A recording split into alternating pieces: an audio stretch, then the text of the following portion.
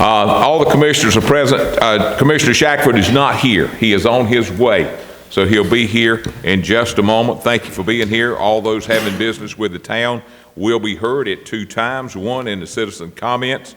You'll have 3 minutes. The board will not respond in any way to your comments, so you'll have 3 minutes. And then at the end, we'll have citizen comments where you ask about anything that you've heard tonight. Okay? With that being said, I'm going to ask Wes Thomas to come up and deliver our invocation. After that, Commissioner Smith will deliver our pledge. And if you wish, please stand. Let us pray. Father God, we come to you first with gratitude and thanks, appreciative of all the many blessings you have sent our way. We ask that tonight you would supply each one with wisdom, the ability to operate in respect, with dignity and honor, with equality in mind, love and kindness in the heart, and with a strong spirit of unity. God, be with this board and guide them through each decision being made, that each decision would benefit our community at large. Lastly, let your light shine through each of them as they carry out their duties. It's in Christ's name we pray. Amen. Commissioner Smith. I pledge allegiance to the flag of the United States of America and to the republic for which it stands, one nation, under God, indivisible, with liberty and justice for all. Please take your seat.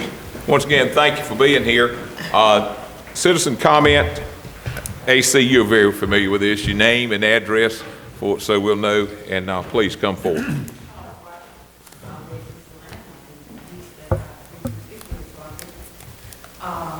And I'm concerned about, I know that bicyclists are sometimes scared of getting hit by cars because the cars don't watch out for the bicycles and the scooters as they should, and that should be attended to. But also, because they feel unsafe on the street in particular spaces, doesn't mean they get to ride on the sidewalk and endangering the safety of pedestrians. I think something needs to be done. There's a sign that says walk the bike on the sidewalk. I think there's some should be done when people are riding, especially people over 11. Children under 11 riding on the sidewalk would be tolerable. Adults riding scooters and bicycles on the sidewalk, I don't think it should be tolerated. It's endangering pedestrians because something even on 2 wheels that is still moving close faster than you walking and can injure you. So that's my concern. Thank you. That brings us down to town manager's comments. Thank you, Mayor. Members of the board, just a couple of things. You may have been aware or noticed that the downtown Main Street landscaping project is proceeding. It started back in October. As a matter of fact, this board approved the concept back in October, and work was started on the first, I think, 5 landscape islands down on South Main Street, and there's 13 in all, and these are going to basically, they're tearing out what's there, saving the hose bibs and the lighting, but essentially taking out all the benches, the shrubbery thing, and the crepe myrtles that were in there. And most of the plants or planted areas are going to be, well, all of them are going to have either shrubbery or if it'll accommodate a street tree. And so they have started back. They suspended work during the holidays. They've now started back, if you haven't noticed already. I think all the beds have been demoed at this point. Some of them are finished. The ones on several of them on South Main Street are done, and they're working sort of in the heart of the downtown now. And hopefully those will be done this month if weather permits. And I just want to remind the board, and for the benefit of the new members, that this is a 100% privately funded, so it's not, there's no town money involved in it. It's done through donations, and I think it'll be a project everybody's going to be proud of. The other item I just wanted to mention, I was reminded that the Girl Scouts are starting their cookie sales. Very big announcement. Starting this Saturday, I think they're going to be at Piggly Wiggly this Saturday, maybe other Saturdays as well, at some other locations later on. So please support the Girl Scouts. And like I said, they'll start selling cookies on Saturday. That's all I had. Thank you. Any questions for town manager? Seeing none, thank you for that. That brings us down to the financial report. Board, you have the financial report in your folder. Are there any questions that we can direct to Amy or to the town manager? Any questions?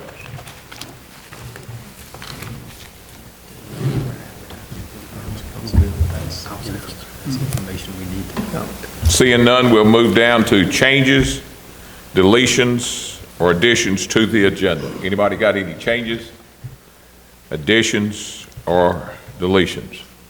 If not, is there a motion we accept the agenda as presented?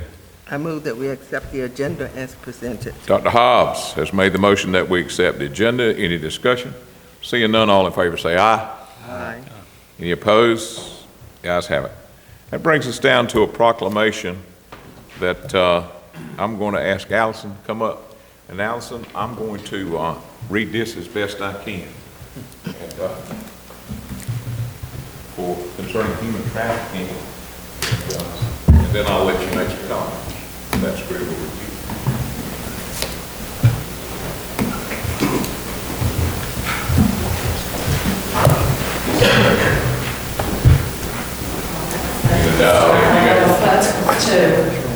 Thank you for being here. Human trafficking awareness and prevention on January 2024, whereas human trafficking involves recruitment, harboring, transportation, buying, or selling human beings for the services of labor, women, sex, food, use, force, law, or order, and whereas human trafficking violates basic human rights and private victims of human dignity and freedom, and whereas human trafficking is a growing global and national product in North Carolina, inconsistent with ranking on the top 10 states for human trafficking, and whereas it is imperative that we educate our communities, our young people and families, take an active interest in learning how to recognize the risk and resist predators who use coercion and threats to manipulate children and adults in the labor force, sex trafficking, and whereas sex buyers are the reason that children and adults are being groomed and recruited by the traffic into the exploited sex industry. And whereas the community must hold accountable these people, those who purchase sex and those who look away, and whereas Pitt County Coalition Against Human Trafficking seeks to eradicate human trafficking by empowering organizations and individuals with collaboration, leadership, and training. And whereas King Bear Child Advocacy Center for Family Violence Prevention and many other organizations are active members of the Pitt County Coalition Against Human Trafficking. And whereas the town of Farmville is committed to protecting people vulnerable to human trafficking and taking action to end human trafficking by holding the sex workers and traffickers accountable. Now, therefore, I, John Honorable Mayor, to hereby proclaim January 2024 Human Trafficking Awareness and Prevention Month in the town of Farmville and commend this occupation to all our citizens with the 8th of January. Allison, thank you for what you're all doing. I think people would be, they would stop and realize it doesn't happen around all the time. It would be a big help for the awareness. The room is yours. Oh, thank you, and just a few moments of your time. This is such an important issue to bring light to. There is the Eastern North Carolina Stop Human Trafficking nonprofit that we have here in this area that works tirelessly to bring awareness to this issue. I know the police force deals with this quite a bit, and it's just such a silent issue that is just, it stays so silent that it's hard to see. But there are a few events coming up in January. There's a virtual session on the overview of anti-human trafficking movement in North Carolina on January 10th. There is a documentary screening on human trafficking in North Carolina at NC State University at the Tally Student Union on January 18th. And then there's a Human Trafficking 101 virtual session January 31st at 2 p.m. So if you are able to attend any of those, I'll have some flyers in the back. You can pick those up. But thank you so much for the proclamation and the support that you do for this movement. Thank you. Thank you. That brings us down to a public hearing. A structure that you're going to be talking about I want to ask, it's located at 3760 South Walnut Street and 3500 Zeno Street. Are these together, Paul, or two separate? Two separate public Two separate hearings. Keep me straight on that. This is a public hearing. The presenter is Paul Ellis.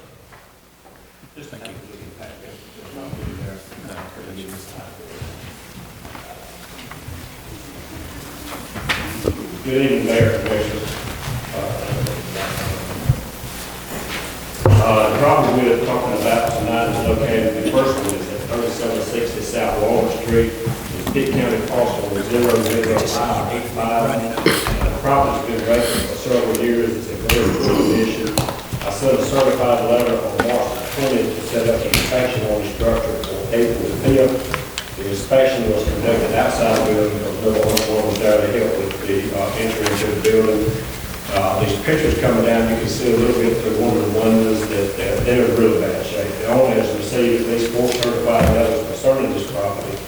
The following items were found during the inspection: the broken windows, the roof is damaged, the siding, the yard is overgrown with trees and vegetation, and I suspect the electrical plumbing and mechanical systems all need to be upgraded because this house has been vacant for quite a while. There's taxes owed to the Pitt County and the town of Farmville in the amount of $5,709.15. And then there's another tax owed to the town of Farmville in the amount of $1,479.95. This is for a total of $7,189.10. The reason that part of the taxes is owed to the town of Farmville is because I think, and correct me if I'm wrong, in 2020, Pitt County started collecting the county taxes for us. So this was taxes that they owed to us before we turned over to Pitt County. At this time, I'm asking permission to proceed with the condemnation process, which means if you approve this tonight, I will put the nail sign on the building. Then I have 8 days to either bring the house up, one house down this board to take the house out. Anybody have any questions of Paul? This is a public hearing. Seeing no questions from the board, anyone who wishes to speak concerning this matter? Anyone? Seeing none, I'll close the public hearing. Paul, I'll ask you to step back to the podium. Board, any questions, comments, or motion? You said at 90 days it can be taken down? By the owner. By the owner. This won't happen. The town will end up having to. And This property is owned by the same people that we've actually taken down about 6 or 8 houses in the past. There's probably that many more that own it. They'll all come down eventually. so once it's been condemned and for demolition, and if they're not going to do it, what is the typical timeline for us to get that house It'll done? typically take maybe 30 days. 30 days. Because if there are gas lines there, we have to contact Piedmont, terminate the gas lines. Electric crew, they can do this on the day they have to drop this. And then, getting out of contract takes hours down for it. You can depend on about 30 days. Right. Okay. And I did want to mention, I know we've got a couple of new members here tonight at our retreat in February. We're going to be going over more on the process and some more information. Not talk today. We're going to bring it up at that time. Okay, thank you. Paul, would you, for the benefit of the new members, what can happen to that property after the property's gone and the lot's there? What can happen and what we've done in the past? Typically what will happen, because they're not going to enforce them for the cost of taking that property down, they're not going to pay it. So at that time, we turn it over to Chris, and he starts the foreclosure process, which Chris can tell you it takes quite a while sometimes because there might be 13, 14 errors to what he's got to contact each one of them.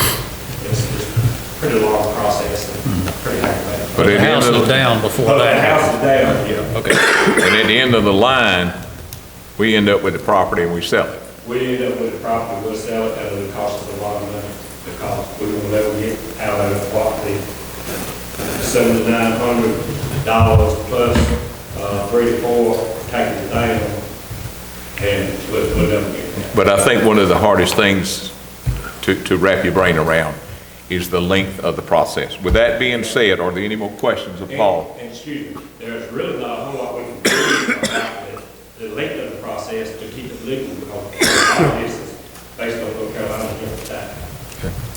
Any more questions? Is there a motion that we approve the request for demolition? I'll make a motion to approve the request for demolition of 3760 South Walnut. Board, you've heard the motion. Any comments? All in favor say aye. Aye. Any opposed? The ayes have it. This public hearing portion is closed. Now we'll move to the next one, which is 3508 Zeno Street, parcel 12719. Paul? This property is owned by the same owner. It has also been vacant for several years, is in poor condition, and none of these houses I can get inside the real tax picture does because I just heard it's best to put this outside. But again, I set up the first certified letter that on March 20th to set up an inspection for April 5th. Again, they will there to help with the entry into the building. Followed items were found basically the same thing on the first house, broken ones, damaged roof, damaged siding, yards overgrown. Pitt County taxes owed on this are $3,371.58. They owe an additional $1,109.10 to the town of Hall for a total of $44.80. Again, at this time, I'm asking permission to move forward with the condemnation process. Okay. Anybody have any questions, Paul, at this point? Seeing none, this is a public hearing. Anyone that would like to address this issue of 3508 Zeno Street? Anyone? Seeing none, this public hearing is closed. The board, I'll open up the floor for questions, comments, and/or motions on the property at 3508 Zeno Street. I'll make a motion that we proceed with the condemnation of the property at 3508 Zeno Street. Bird, thank you, Commissioner Smith. You've heard the motion. Any discussion? All in favor say aye. Aye. Any opposed? The ayes have it. This public hearing is closed. Paul, before you sit down, how close are you bringing down? We were at 80-some the last time we talked. How close are we at 90 now? We'll get closer once these come down. Quickly, even closer, yeah. Okay. And there's a couple more in the works that one by the private owner, he's taking it down, so we won't have to pay for that once it's done. Well, before Burke speaks, that department, Justin, y'all have done an incredible job. It's something to be proud of. And we'll bring more to that to the retreat to kind of catch everybody up. But we still got a long way to go. Thank you. And Burke. it's Yeah. already in the process. I was just going to ask you for the benefit of the people that are here, how many houses in the last, say, 4 years have come down? Oh gosh, in the last 4 years, I've just been venturing a guess. I've got it down, you know. And the 90 houses was over a period of what time? Probably 10 years. We usually get down about 9 to 10 a year. It's been quite an accomplishment, but we still got some to stand out. Now, keep in mind too, a lot of the houses that our office addresses, I've been renovated and people actually living in. Again, I don't remember the numbers off the top of my head, but we'll go over that and retrieve. I think it'll be quite a lot. All right.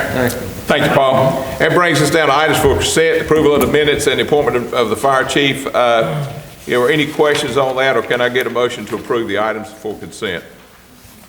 I move that we approve the items for consent. Board, you've heard the motion. Any discussion? All in favor say aye. Aye. Any opposed? The ayes have it. That brings us down to the fun stuff.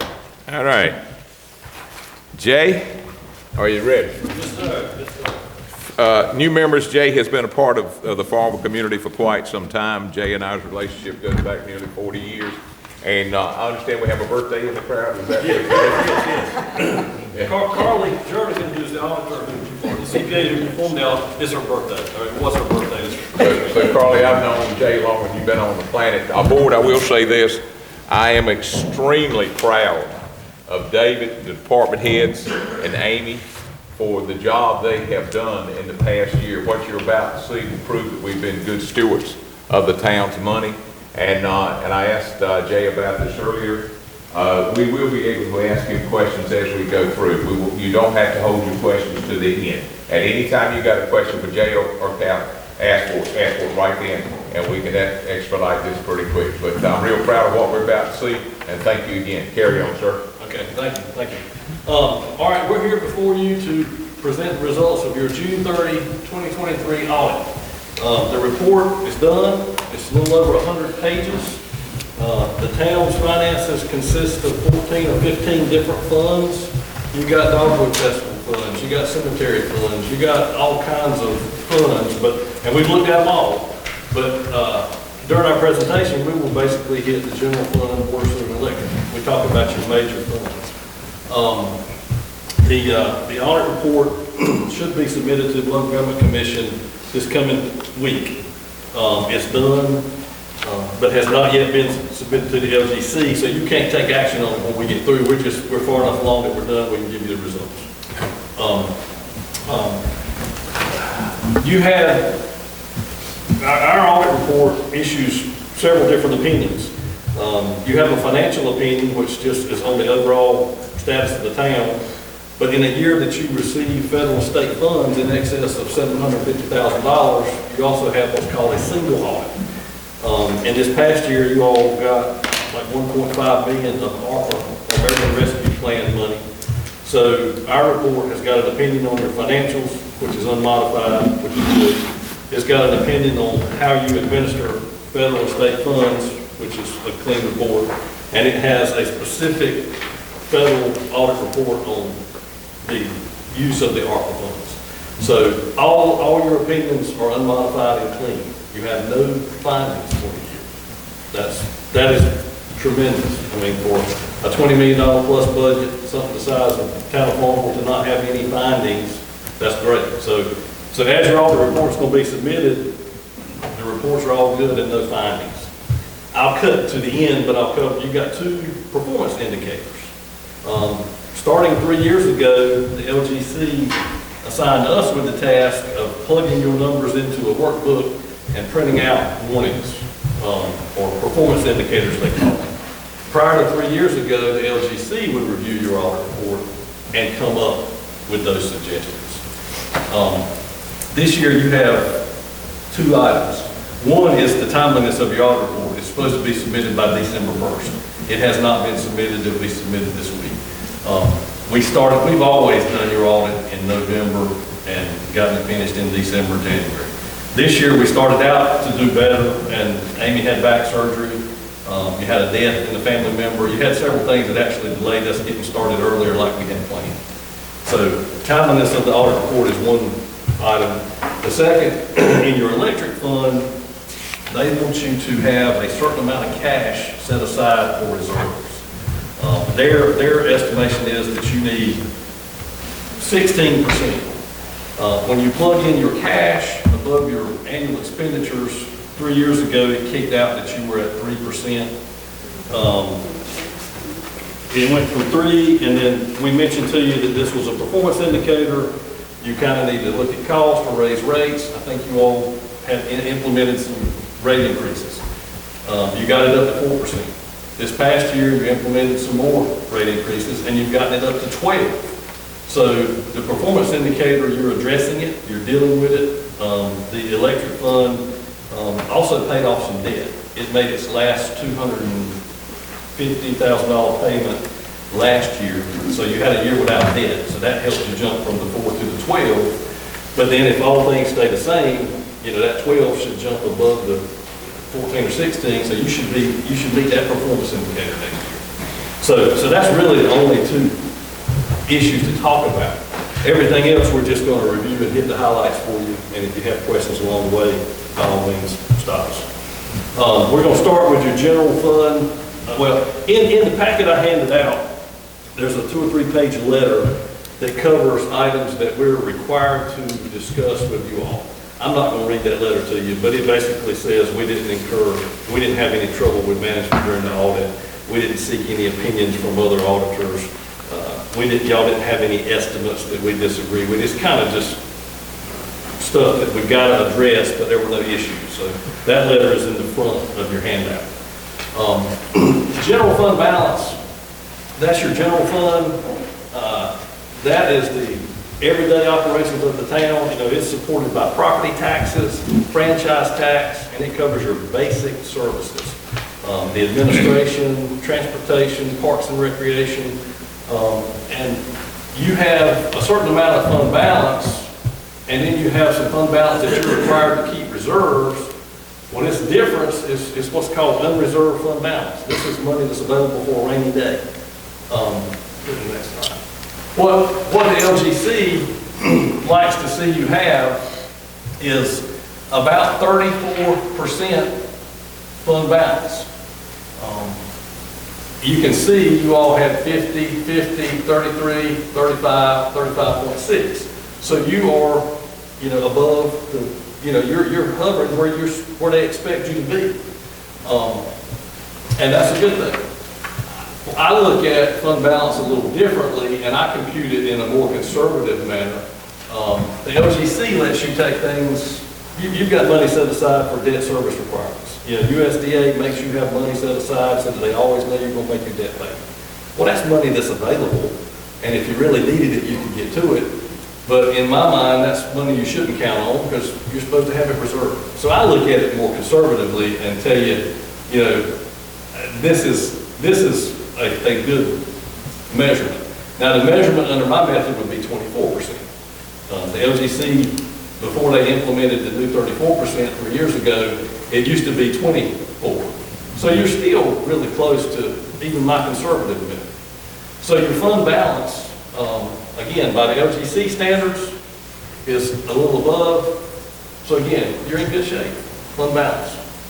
That's your general fund. All right, we look at I've grouped this into two categories. The purple box is your general fund. The blue boxes are your enterprise funds, water, sewer, electric combined.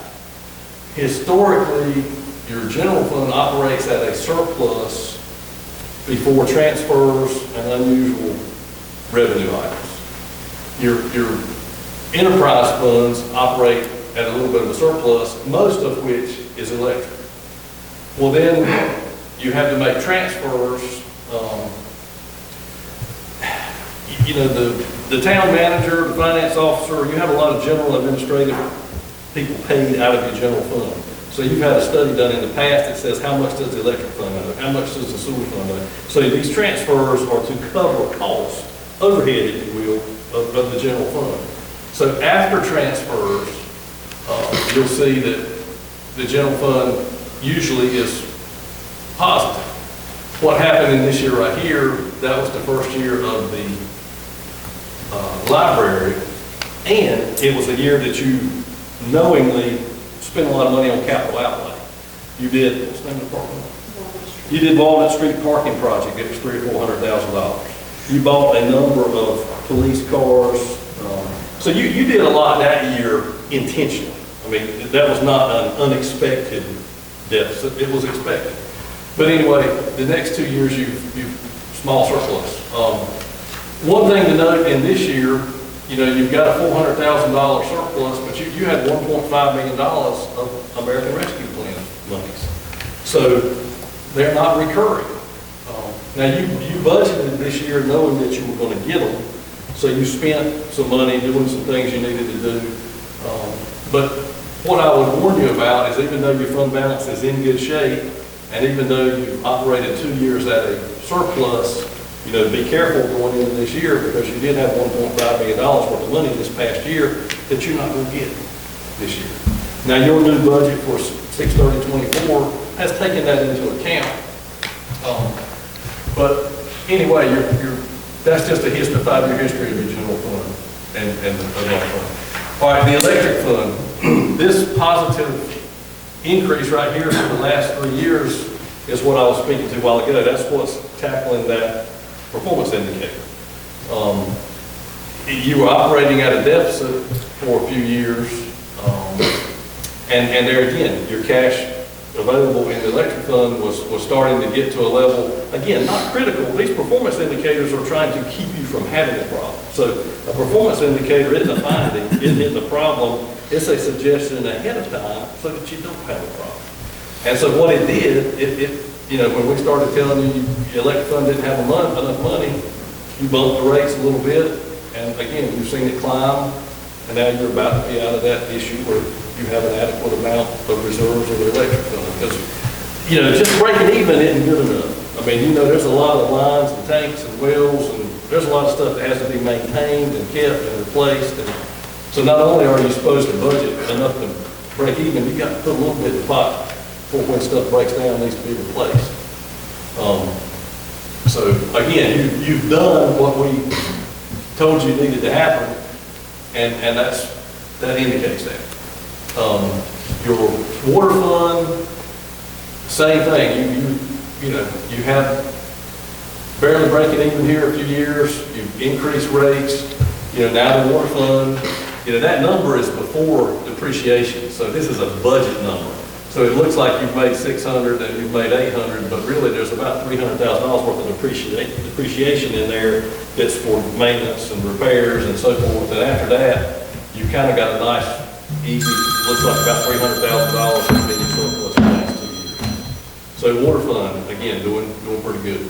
Sewer fund, you know, it's just holding its own. I guess any small town sewer fund in eastern North Carolina is going to be happy to have it above the line just a little bit. So again, I just want you to stay on the rates and don't let it get away from you, but fortunately you are operating with a little bit of a surplus.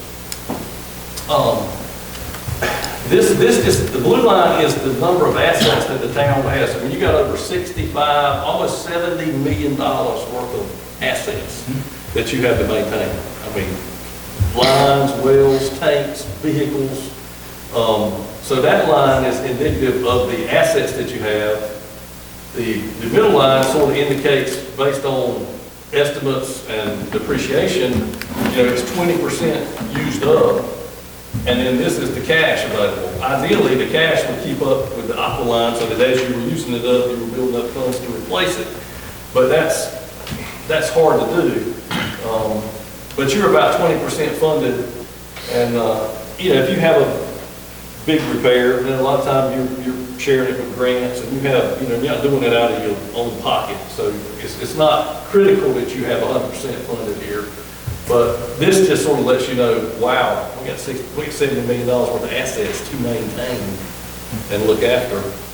I mean, that's why you got to have a little bit of profit in these funds, is to be able to keep them in workable order. Okay. Property tax rates, your property tax rates at 49 cents per hundred. That's consistent with where it's been. The pink line just shows you the state average. Your collection rate, the black line is town of Farmville, you're at 99.3%. And what that means, you know, y'all bill property taxes in August. They're not considered late until probably December 31st or January 5th or 6th. So by June 30th, what this means is the taxes that were billed in August, 99.3% of them had been collected by June 30th. So that's great. And then you have approximately 10 years to try to collect that other percent, which y'all write very little taxes off by statute. This just shows you got $379 million worth of tax valuation that generated approximately $1.8 million in property taxes. I talked to you about the single audit. This is just a summary of, you had a financial statement audit with no findings. We looked at your how you expended federal awards, which were basically the ARPA money, the coronavirus recovery money. You had no findings. So no findings. And again, this is, to start with, and I haven't given time for any questions. I guess if anybody had one, they would holler. Again, this just sort of is reiterating the two performance indicators. They want to see you have 16% cash in your electric fund. You know, you've bumped it up to 12, so you're making progress there. Late submission of your audit report, they like to get it by December 1st.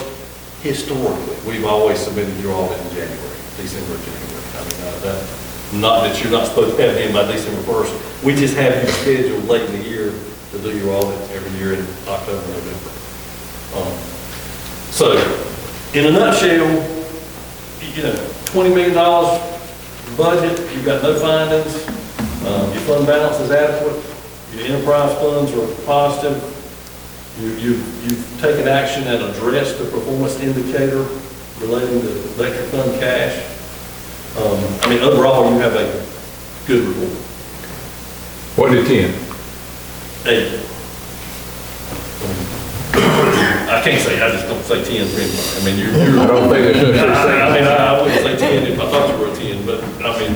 Jay, I want to ask the board, based on what we've seen today, to just, or any questions. I think you've been very thorough, and again, I think, Pam, this reflects that we've been good stewards, outstanding stewards of that. And that, with the electric thing, I think we've indicated, you've indicated, David said it before we talked about this in 2021, whatever, 22, whenever we talked about it, if we could maintain where we are, we could get that number and keep our rates the same, which, you know, we're proud to say that we're under some people's electric rates. So with all that being said, thank you for that, and go and turn the lights on, and any questions? Board, do you have any questions? Because I think what I'm going to be asking for in a minute is approval of this. I have So a we can go to comment. Dr. Hobbs? I want to thank everyone who had anything to do with this positive report. This is excellent. But I think one of the missed opportunities that we have sometimes is not sharing this information with the citizens of Farmville. I think they need to know how well the funds are being managed and be very transparent in telling them what's happening. So I think it's a great report to share. Now, David, what I'm after is approve this audit. That's what I'm looking for now?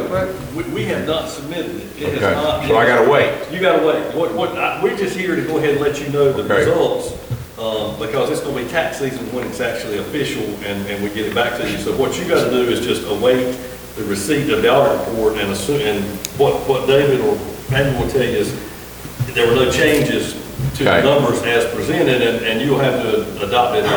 So what you need is a few high fives and an attaboy until you Well, come back. I want to thank Amy and David Okay. and Carly for all, I mean, we could, you know, y'all done a tremendous job Okay. to allow us to be what it is. I mean, Jay, how long, for everybody's benefit, have you been auditing the town of Farmville? what did we sign up for that? 20? Yeah, like 94, I think 94 was my first year. So if I wanted to, you gave the last 5 years there, from 2019 to 2023 or something like that. You could conceivably go back and give us information all the way back to 1994. We could. I mean, these bound reports are public record. I mean, yeah, these reports are. Right. But yes, absolutely. I mean. And we look a lot better now than we did probably in 1994, 1998. Well, you've had some ebbs and flows. I mean, y'all had some years that if you get below 8%, the LGC sort of gets interested in your business. And you had some years that you were down close to that 8%. Right, and again, with the same problems and warnings, you took action. And I mean, but yeah, you've been up and down. I mean. Right. Anybody else got anything for Jay? Yeah, one thing. Yes, sir, Since Mark. you brought up that 8%, that is 8% of the 34 that we looked at earlier. 8% is a month, you know, of expenditures. You take your undesignated fund balance and divide it into what you spend in a year's time in the general fund, and 8% equals 1 month. Right. Under the standards that were there forever until about 3 years ago, they wanted you to have a minimum of 24, which was 3 months. That was their recommendation.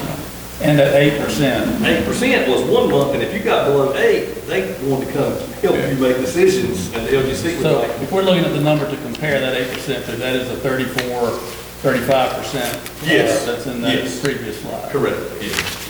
And their new standard, again, they've become a little more liberal in the fund balance by saying 34% instead of 24, and they're letting you take into account a few more things that they didn't used to. But still, by the new, you know, you're still where they want you to be. I mean, 34 is the suggested mark. So you're 35.6. Mark, I might add, when they came with the 34, it sent a shockwave to a lot of towns until you stopped and realized that it was really a great thing, because they were just asking you to put more money in the bank, just like you would your household. I guess as we're going forward with some pretty big decisions to make on expenditures. One thing that came out of our meeting was that our budget is based on taking some money out of that general fund. Your budget Our for annual budget. 3024 historically has a little plug in there. I mean, this year it was, I think it's $720,000 that in budget, in doing your 6/30/24 budget, you said you may have to use $720,000 of fund balance to get it to balance. Which you explained very well, does not typically happen. We don't usually touch that money. You budget for worst case scenarios. But in the worst case scenario, if we use that $720,000, what would that 34% or 35.60% drop to? 24 to 26, I think if every little worst case came to fruition and you spent that fund balance, it would drop that number into the mid-20s. So not to take away, I mean, we've managed it well and kept yeah. that number there, but the point is that. And there are years you need, I mean, again, that's a suggested floor. If you drop below it for a year, that ain't the end of the world. You can't keep, you can't have a deficit every year and keep on going, but yes, I mean, and that could happen. In a worst case year, you could hit it one year, then hopefully get it back up, but yeah, if that worst case comes to fruition, you could potentially take 8 to 10% out of your fund balance in 1 year. There's a couple things related to that I wanted to mention. First, and Jay referenced a couple of years, or 2 or 3 years ago when our fund balance did drop. If you have to use fund balance or dip into fund balance, you want to use it for non-recurring expenditures, not things like salary, things that come up every year. So occasionally the board will decide to do certain things, to kick in some money to, let's say, accelerate a project or whatever, knowing that it's a non-recurring thing, it's a one-time thing. The other thing, going back to, and I think Jay mentioned this or phrased it correctly, that it really is a balancing number. At times, you budget the worst case scenario, you budget your revenues conservatively, and you budget your expenditures maybe a little bit less conservatively at times because you just don't know what's going to come up. But through the year, you'll see budget amendments come before this board. Some of them come because we get grants and things like that, but others will come just to adjust the budget. And you'll start seeing more of those now that we're at the midpoint of our budget. So, in the next few months, you'll start seeing some where certain areas of your operating budget are reduced, and by a corresponding number, your fund balance appropriated would be reduced as well. So that number will keep going down. Dave, let me try to make an example. Help me with this. If the government set down a matching grant, say $100,000, if we matched it with 100 to get that 100, and we went into that fund, but it would only be a one-time for a match. Am I understanding that right? That could be an example. Yes. Okay. Well, some of the examples were that 21 year, y'all decided to replace the police car. I mean, there was a number of things that y'all just, again, at that time you had no debt in your general fund. And you needed to replace some things, and the budget anticipated that you would be negative and use some fund balance to buy some stuff that you needed at that time. What debt do we have in our general fund now? The library. So that note's paid out of the general fund, is that right? That note's paid out of the general fund. That's the general fund item. I think that's the only general fund. That's the only general fund debt that I remember. Okay. Anything else? Anybody? Thank you again, Jay, for everything. Everybody good? Attaboy, back on the back, good job. Thank you, Amy. Don't forget Amy. Amy holds all this together. Needless to say, we won't be buying anything anytime soon. Consideration for the agendas of board commissioner planning retreat. Before I open that, I sent in my weekly report to you guys asking for a change in the Monday thing. I have got to be in Greenville at 6 o'clock that night, and I'm asking that the Monday, part of the Monday meeting, at meeting end at 4, and take what's from there left over and move it over to Tuesday. I'd appreciate your consideration over that so that I can make a thing in Greenville that night. This popped up after we had set, after the last meeting. This came up at the last meeting. So I'd appreciate that. With that being said, we'll now talk about the consideration for the agenda for the annual board meeting. I'll open the floor for that. David, you want to jump in on this and give us some direction? Yes, sir. This is just, I noted that it sort of says, you approved the agenda, but I also noted in my report that this is sort of a moving target. It is still a draft. This is what we have at this point based on what I got from any elected official, what I, know of, and also things that came from staff. So it's likely, such as the mayor's issue with having to cut it off at 4 on the first day. Commissioner Hobbs mentioned something before the meeting to me that's going to impact the schedule a little bit. Nothing major, but it's something that we definitely want to talk about. So some things may be bumped to the second day. And also, some of the folks on this agenda, or some of the items are being presented by folks who are not staff members, internal staff members. So sometimes their schedules change too, or they say, well, can I do it later in the day that day or whatever? I've got another meeting. So this is pretty much, I would say, topic-wise, it's 99% there.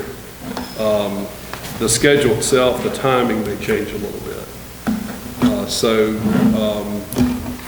Whatever you do tonight would just be, you're sort of approving the concept, but next meeting you might see a few changes. I'll point out things that have changed from tonight to a month from now.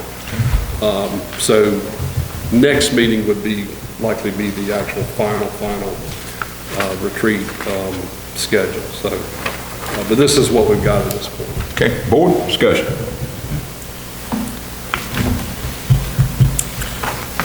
Do we need to take into consideration in approving this that you need to leave early that day? Yeah, I assure you that that it's in the best interest of Farmville. Right, and that we would carry forward the time from basically 4 o'clock in the afternoon forward to the next day on Tuesday. Well, we may move some other things that are earlier in the day to Tuesday also. I'll just have to check. Mainly some of those ones who are, like maybe a Chamber of Commerce is coming on Monday, maybe she can come on Tuesday morning, that kind of thing. So we may, try to do that. So I wouldn't tie me down to specific things, but just say you want to end at 4 o'clock on Monday would probably be sufficient. Then we'll work out that schedule. Anybody else? David, what do you need? A motion that we accept this? What do you want? I'd say accept the draft. Okay. Is there a motion that we accept the draft? I move that we accept the draft. You've heard the motion. Any discussion? All in favor say aye. Any opposed? The noes have it. The ayes have it. I'm sorry. We'll accept it and we'll see the final print. And I'm excited about the retreat, David. Citizen comments. Anybody got any questions about anything you've heard here tonight? I know it's been a lot of numbers and all. Anybody got any questions or any comments they'd like to make? Any citizen comments? Okay, seeing none, I'll close the meeting. I'll start on my left with Commissioner Flanagan for closing comment. No comments from me. Okay, thank you, sir. Mr. Smith? No, I guess we should, I would like to commend Amy and our town manager for getting such a good budget report. I think that's very good. I know a lot of work goes into that. There's a lot of tugging and fretting and everything, and I think y'all have done a wonderful job.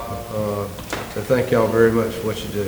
Thank you, Commissioner Shack. You didn't have a note for being late, but I'm gonna let you slide. So Thank you, what sir. you got? Appreciate What you it. got?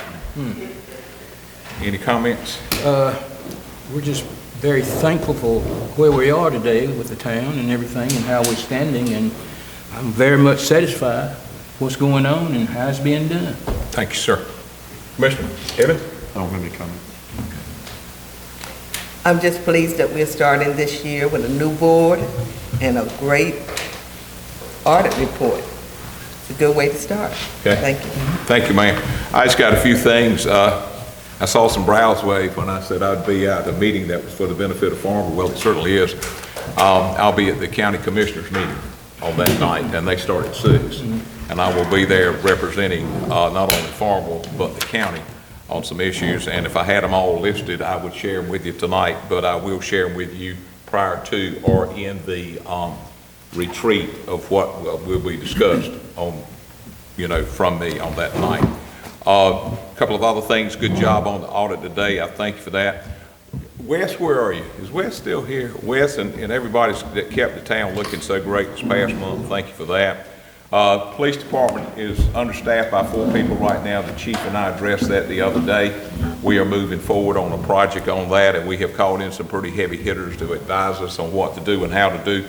And as soon as I get a plan or something together, the chief will present it on how we're going to go about filling those positions. But I would like to commend the police department for those that are filling in with overtime. And chief, the way you're managing that, thank you for that. You've done a good job for that. Elephant in the room. Elephant in the room is the fire department. That's the most needed thing in Farmville right now. You got your notes from me the other day. I was on the phone Thursday night with representatives from Senator Tillis's office, Senator Budd's office. I've been in constant contact with them. They will let them know where we stand on the audit. And I think that Dr. Hobbs told me today that the government started moving today. They've got $3.7 million of our money. And I say our money, they've been very gracious to put us on the list for $3.7 million. And of course, everybody in the state of North Carolina probably knows that I took real issue with a comment that said that we had asked for somebody to bail us out. That's probably an insult to everybody in this town, especially the fire department. We're not asking anybody to bail us out. We're asking them to help us and be our partner to do this fire department. We're in a position to do it. You're going to see more on that. I think Jimmy Edwards is going to be in town during the retreat. We're going to find out more about that. Dr. Hobbs in constant communication with the USDA with where we are there. And so, we're right back. Had it not been for the pandemic, we wouldn't be having this conversation. But the audit report kind of says that we're going to ask for some, that helps us to say we need to help on this. And about 50% of our fire calls coming from outside in the rural area. It has increased the awareness of where we are. And we're constantly bringing it to attention of people. The mayors, I'll take that back, 5 of the mayors in this county are very supportive of our move. So we'll continue to work on that, but right now we are dependent on the federal government. Okay? With that being said, I thank y'all for being here tonight. Thank you for what you're doing. Outstanding board meeting tonight. Y'all have a good month, and I'll see you next time. Okay? You have a motion to adjourn? Motion to adjourn. Any objections? All in favor say aye. Aye. Let's go home.